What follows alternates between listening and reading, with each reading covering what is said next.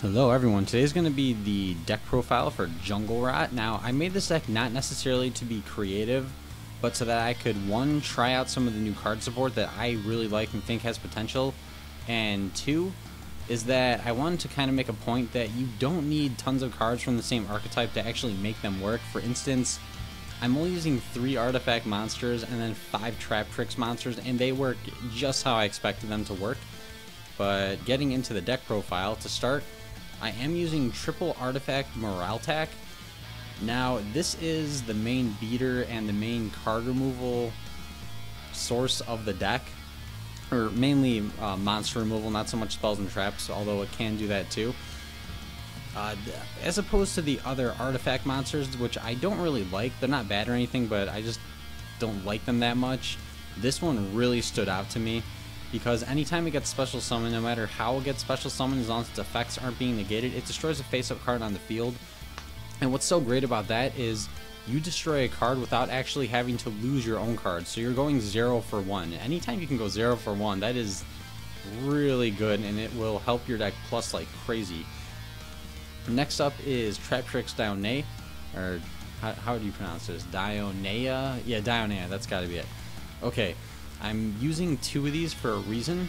I had tried using 3, but unless you want to run other Traptrix monsters that this will get targeted by, therefore increasing its consistency, I think that using a maximum of 2 is how it should be in this deck.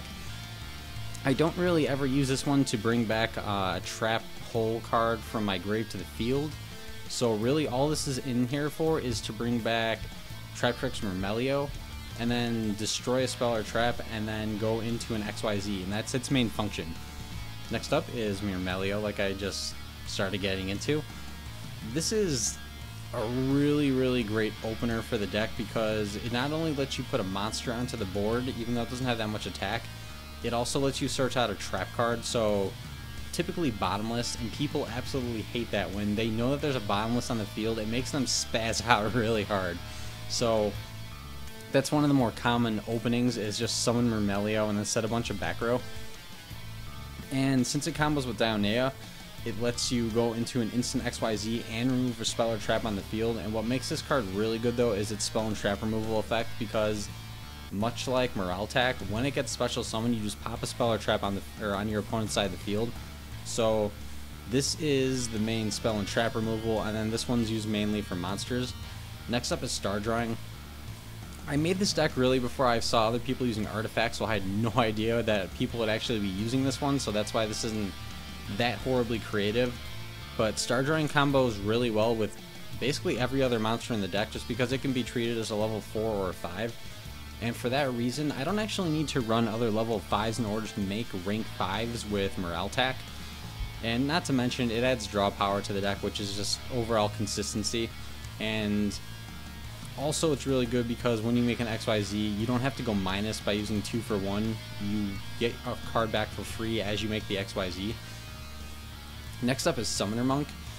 This is really good for adding consistency in a deck where you're not using a full archetype. So even though I'm only using the 3 Myrmelio and I really need it in the grave, using a Summoner Monk is kind of like using 5 in total, so it really increases my odds of actually special summoning and getting it into the grave like I want it to be.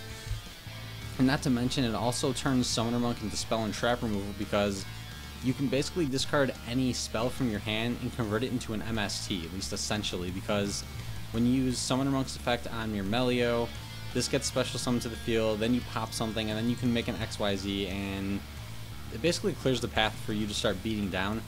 And you can also use it for Dionea if you really need to get a bottomless or something from your grave back to the field, although I very rarely ever do that. And then moving on to the spells, I'm using double Numeron Force. I was using 3 of these just so I draw them more often, but it was drawing them too often, and I wouldn't really need them. They'd just be kind of like dead draws, so I moved it back to 2, and it's been absolutely perfect.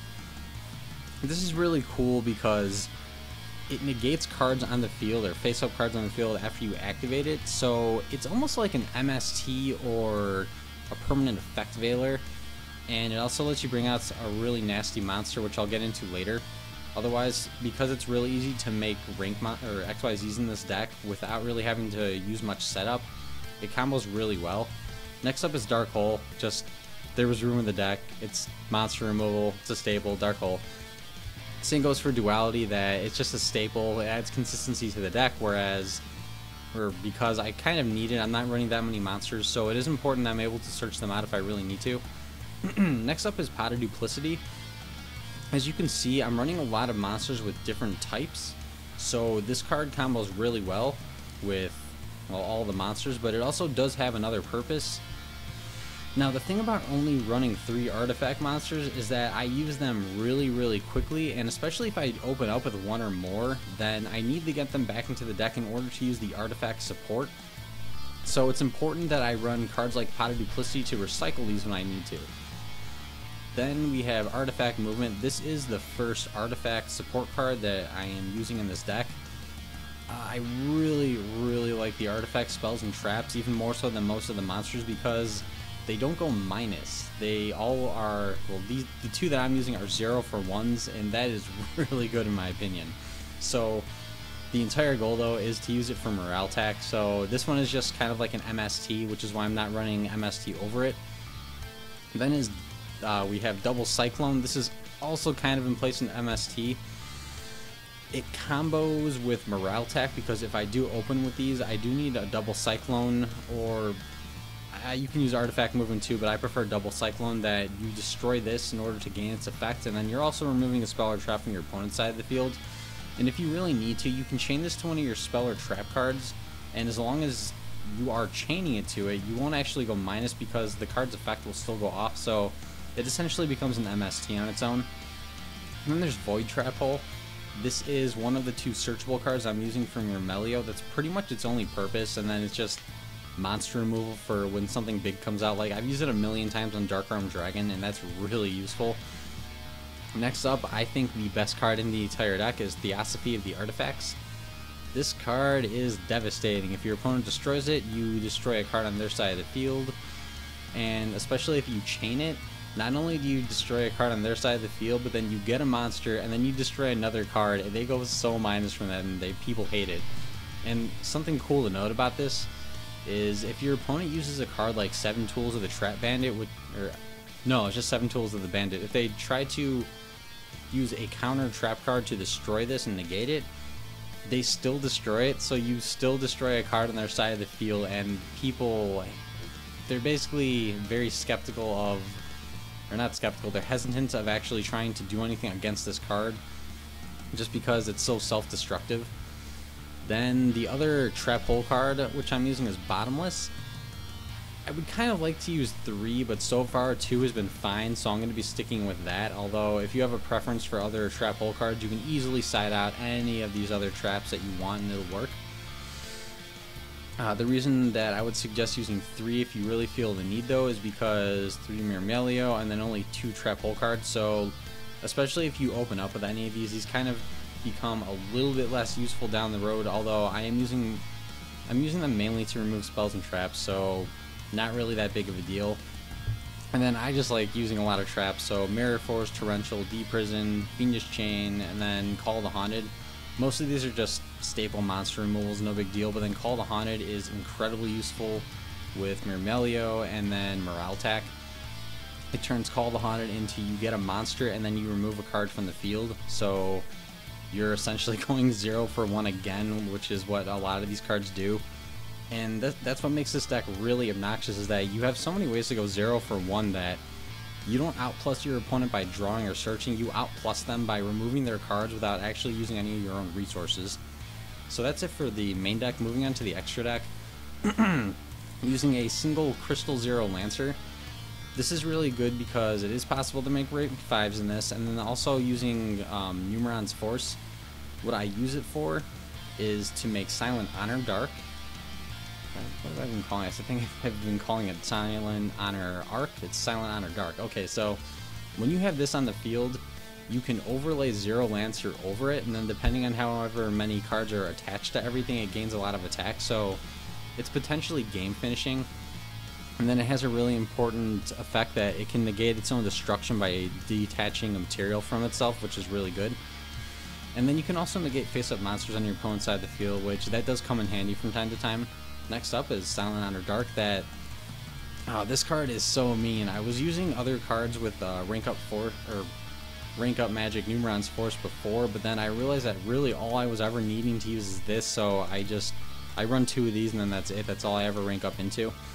But it's so good. It shuts down a lot of decks like Fire Kings or stuff that has a lot of card removal, or especially special summons, which that's basically most if not all decks these days.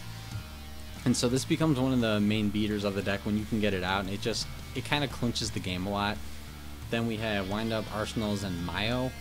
This is just really good card removal if your opponent is using a lot of back row and you can make a rank 5, so I like to tech this in. If you're seeing a bunch of set cards in the field, you can be really patient with this and then remove 4 cards within 2 turns, and then you can go on the offense. Next up is Tyrus, Keeper of Genesis. This is kind of like Zenmayo, where if your opponent is running back row and you're worried about it destroying your monsters, you make this thing, and then you can avoid most of their effects, except for cards like D-Prison or Fiendish Chain. And then it can also get over stall monsters. So it just has some really good situations where you make it. Next up is Freezerdon. The whole purpose of this is that you make this and then you overlay for Crystal Zero Lantern.